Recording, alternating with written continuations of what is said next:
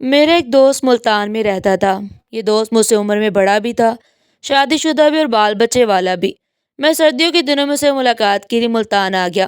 ہمارا پروگرام تھا کہ ہم دونوں چند دن ملتان میں رہیں گے، اس کے بعد برف باری دیکھنے کے لیے مری چلے جائیں گے اور میں ایک ہفتہ گزار کر واپس بہاول پور آ جاؤں گا۔ میں 10 گھنٹے کے لمبے سفر کے بعد شام کے وقت ملتان پہنچا۔ شہر شدید سردی کی لپیٹ میں تھا۔ میں رکشہ لے کر دوست کے گھر پہنچ گیا۔ اس نے دروازے پر میرا استقبال کیا۔ میں گرم جوشی سے اسے لپٹ گیا۔ وہ بھی مجھے گلے ملا، لیکن میں نے محسوس کیا کہ اس کے ملنے میں گرم جوشی نہیں تھی۔ وہ مجھے اپنی بیٹھک میں لے گیا۔ اس نے چائے کا بندوبست کیا اور میں سامنے بیٹھ گیا۔ میں اس سے گفتگو کرتا رہا، مگر وہ گفتگو میں میرا ساتھ نہیں دے رہا تھا۔ وہ بات چیت کے دوران کھوتا جاتا۔ میں اس کی غیر حاضری دماغی پر خاموش ہو جاتا۔ اسے بڑی دیر تک میری چپ کا اندازہ نہیں ہوتا تھا۔ اس نے میرے سفر کے بارے میں بھی نہیں پوچھا۔ میرے لیے اس کا یہ ٹھنڈا رویہ پریشان کن تھا۔ میری پریشانی اس وقت مزید بڑھ گئی جب اس نے مجھ سے پوچھا، آپ خیریت سے ملتان آئے ہیں؟ میرے لیے اس کا سوال بم ثابت ہوا، کیونکہ میں اس کی دعوت پر ملتان آیا تھا۔ میں نے حیرت سے اس کی طرف دیکھا۔ اس نے دوسرا سوال پوچھا، آپ کتنے دن ملتان میں ہیں اور کہاں رہیں گے؟ میری پریشانی انتہا کو چھو گئی، کیونکہ میں اس کے گھر ٹھہرنے کے لیے آیا تھا۔ میرا سامان اس کے ڈرائنگ روم میں ہی پڑا تھا۔ میں پریشانی کے عالم میں اسے دیکھتا رہا اور وہ کھوئے ہوئے انداز میں مجھے گھورتا رہا۔ مجھ سے کوئی بات نہیں بن پائی تو میں نے جواب دیا، میں ویسے ہی ایک دن کے لیے ملتان آیا ہوں، کل واپس چلا جاؤں گا اور ہوٹل میں رہوں گا۔ اس نے اس بات میں سر ہلایا اور نہایت رکھے انداز میں کہا، آپ اگر مزید ایک دن رک جائیں تو ہم کھانا اکٹھا کھائیں گے۔ میں نے غصے سے اس کی طرف دیکھا، چائے کا کپ میز پر رکھا، اپنا بیگ اٹھایا اور بیٹھک سے باہر نکل گیا۔ وہ اپنی کرسی پر بیٹھا مجھے جاتے ہوئے دیکھتا رہا۔ اس نے مجھے الوداع تک کہنا مناسب نہیں سمجھا۔ میں شدید غصے میں تھا۔ میں وہاں سے مری روڈ پر آیا، وہاں ایک سستا سا ہوٹل لیا، نیند کی گولی کھائی اور گہری نیند سو گیا۔ میں اگلے دن بہاول پور واپس آ گیا، مگر مجھے دوست کے رویے نے اندر سے بری طرح توڑ کر رکھ دیا۔ میں اس شخص کو دنیا کا بدترین اور غیر مہذب ترین اور مطلبی سمجھنے لگا۔ میں اپنے آپ کو بے وقوف بھی سمجھتا اور اس بے وقوفی پر خود پر لعن طعن بھی کرتا تھا۔ میں 2 ڈھائی سال تک اپنے ملنے والوں کو یہ واقعہ سناتا رہا اور لوگ مجھ سے ہمدردی اور اس سے نفرت کرتے رہے۔ آپ بھی اگر اس صورتحال کا تجزیہ کریں تو آپ کو بھی مجھ سے ہمدردی اور اس دوست سے نفرت محسوس ہوگی۔ میں طویل عرصے تک اپنے دل میں اس دوست کے خلاف نفرت پالے پھرتا رہا، لیکن پھر اس نفرت کا ایک عجیب ڈراپ سین ہوا۔ میں یونیورسٹی سے فارغ ہو کر صحافت میں آ گیا اور ایک دن وہ دوست ہمارے ایک مشترکہ دوست کے ساتھ میں دفتر آ گیا۔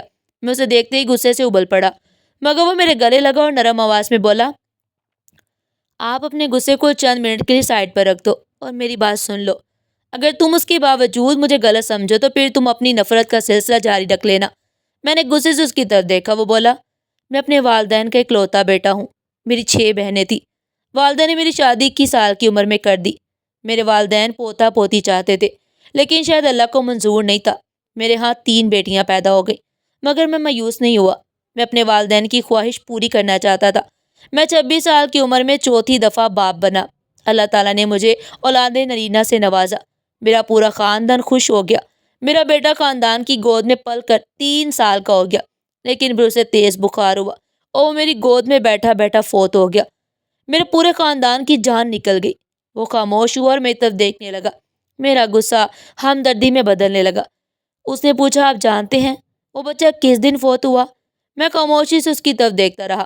وہ بولا، وہ بچہ اسی وقت فوت ہوا جب آپ رکشے سے اپنا سامان اتار رہے تھے۔ میری کن پٹی میں آگ لگ گئی۔ اس نے گفتگو کا سلسلہ جاری رکھا، میرے پاس اس وقت 2 آپشنز تھے۔ ایک یہ کہ میں آپ کو اپنے دکھ میں شریک کر لیتا، آپ بھی میرے ساتھ سوگوار ہو جاتے اور آپ کی چھٹیاں خراب ہو جاتی۔ دوسرا یہ کہ میں آپ سے یہ خبر چھپا لیتا، آپ کو ہوٹل جانے پر مجبور کر دیتا۔ آپ وقتی طور پر ناراض ہوتے، لیکن آپ کی چھٹیاں اور وقت برباد نہ ہوتا۔ میں دوسرے آپشن پر چلا گیا۔ میں نے اپنے خاندان سے کہا، میرا مہمان آیا ہے، آپ کے رونے کی آواز بیٹھک تک نہیں جانی چاہیے۔ میں اسے واپس بھجواتا ہوں اور اس کے بعد ہم اپنے عزیزوں اور رشتہ داروں کو خبر دیں گے۔ وہ رکا، اس نے لمبی سانس لی اور بولا، میں نے آپ کے لیے ان حالات میں چائے کیسے تیار کروائی، آپ اندازہ نہیں کر سکتے۔ میری بیوی، میری ماں، میری بہنیں اندر منہ پر سرہانہ رکھ کر رو رہی تھی اور میں آپ کے پاس بیٹھا تھا۔ میں بار بار اندر جا کر انہیں چپ کرانے کی کوشش بھی کر رہا تھا۔ میں اس وقت گہرے صدمے میں تھا، چنانچہ مجھے آپ کی باتیں سمجھ نہیں آ رہی تھی۔ آپ جب ناراض ہوئے اور آپ نے اپنا سامان اٹھایا تو میری ٹانگیں بھی جان چھوڑ گئیں۔ میں آپ کے ساتھ اٹھ کر باہر تک نہ جا سکا۔ میں کرسی پر بیٹھا رہا۔ آپ جیسے ہی گلی سے باہر نکلے میرے اندر سے چیخ نکلی اور اس کے بعد میرے پورے خاندان نے ماتم شروع کر دیا۔ یہ گہرا صدمہ تھا۔ اس صدمے نے پہلے میری ماں کی جان لی، اس کے چند مہینے بعد میرے والد بھی فوت ہو گئے، پھر میری بیوی بیمار ہو گئی اور میں بے در پہ صدموں کا شکار ہوتا چلا گیا۔ میں اب ذرا سا سنبھلا ہوں تو میں اپنی پوزیشن کلیئر کرنے کے لیے آپ کے پاس آ گیا ہوں۔ وہ خاموش ہوا تو میری آنکھیں برسنے لگی۔ میں اس کے صبر، اس کی ہمت پہ حیران تھا۔ وہ اپنے اکلوتے بیٹے کی میت اندر چھوڑ کر میری خدمت کرتا رہا اور میں 2.5 سال تک اسے مطلبی، جاہل، ضامر اور بدتمیز پتہ نہیں کیا کیا سمجھتا رہا۔ میں اسے نفرت کرتا رہا۔ آخر کیوں ہم دوسروں کے بارے میں اتنی جلدی میں رائے قائم کر لیتے ہیں؟ مجھے اپنے رویے پر بہت پچھتاوا ہو رہا تھا۔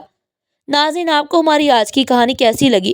کمنٹ سیکشن میں اپنی قیمتی رائے کا اظہار ضرور کیجیے گا، اور اس طرح کی مزید سبق آموز کہانیاں سننے کے لیے چینل کو سبسکرائب کریں، ویڈیو کو لائک کریں اور زیادہ سے زیادہ شیئر کریں۔